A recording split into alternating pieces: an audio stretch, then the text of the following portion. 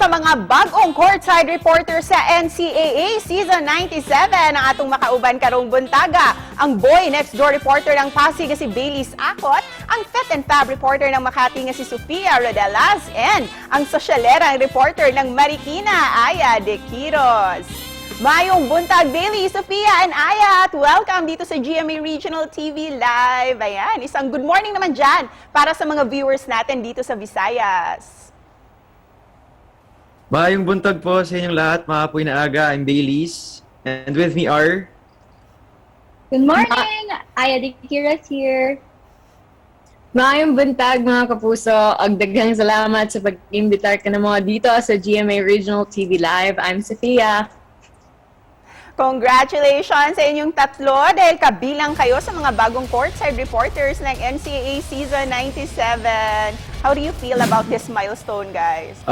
As for me po, it's been very overwhelming. As I've shared the experience here, the embrace of GMA sa amin, ng NCAA sa amin has been nothing less than like family. Baileys, tinaguriang kang boy next door reporter ng Pasig, and you were also a former courtside reporter. How did NCAA challenge you as a courtside reporter? Ang boy next door reporter ng Pasig City. So it's hard to live up to the standard of being able to, come from a league already na experienced ka na. So the challenge is to be the better version of yourself prior. And ikaw naman, Sofia, why are you tagged as the Fit and Fab reporter ng Makati? Sino ba ang nagbansag sa'yo nito at bakit? Your Fit and Fab reporter of Makati. You know, yung NCAA team po, when I audition, I cannot stop talking about my workout routines and the fitness lifestyle I'm engaging to. And siguro also, I've been athletic po kasi my whole life. And ikaw naman, Aya, ang sosyalerang reporter ng Marikina at isang former student DJ. Bring us back to the days na student DJ ka pa. Ano ba yung mga memorable moments mo bilang isang DJ? Ang sosyalerong reporter ng Marikina. I think po, it's always about giving the people what they want. Ako po, as a listener po, gustong-gusto ko po yung nag-request ako ng song at play nila or nagpapag-greet ako, tas greet ako. So that's like doing for other people. And it's just as exciting for me as it is for them. And I hope to bring the same satisfaction sa ating mga fans pagdating naman dito sa courtside sa NCAA. And we're also very excited para sa inyong tatlo dahil mapapanood na namin kayo sa mga live games ng NCAA. Para sa inyo, bakit ba exciting panoorin ang NCAA Season 97? I think po grabe din po yung gigil ng players and yung coaching staff along with us, the broadcast team. So it's a very unique experience to see everybody else like live. So I think yun po talaga, yung gigil na yun, madadala sa court. Like what I mentioned, it's been 2 years since nawala po yung sports in general, college sports.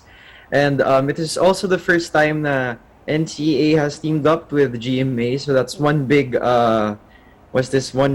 preparation, and it's something to really look forward to as a fan of the game and as a fan of the network. And of course, parang yung coverage po ng GMA with the NCAA is unlike any other. And of course, the effort of the team with the preparations talaga come to the Season 97, it really makes the league of the NCAA super special po. At ngayon na mapapanood na sa GTV ang NCAA Season 97 bilang mga courtside reporters ng season na ito, paano nyo ito mas bibigyan pa ng kulay?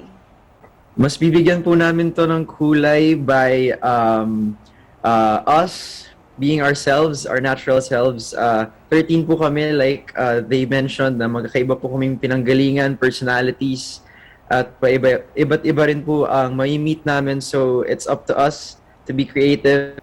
And to end this interview, guys, ano yung mensahe na gusto nyong iparating sa ating mga viewers dito sa Cebu and the rest of Central and Eastern Visayas? And please invite them na patuloy na manood ng NCAA Season 97. Mga kapuso, let's all watch on GMA and GTV ang NCAA Season 97 games. Napaka-exciting. Alam po namin na pandemya ngayon. Pero kaya kami nandito to do it live para bigyang kulay naman ang buhay nyo to lighten up the mood and of course give you what you want. Yes, and March 26 na po ang opening day. Malapit na again on GMA, GTV, NCAA Season 97. College sports is back after 2 years, ladies and gentlemen. And of course, you guys will also get to know yung ating courtside reporters din this season. Make sure to watch us on Game On. It will be airing from March 20 to 25. Tune in at 10:30 a.m. only on GTV. Ayan, exciting times and exciting games ahead. Kaya naman, dagang salamat sa inyo, Sophia, Aya, and Baileys. Bye guys, thank you.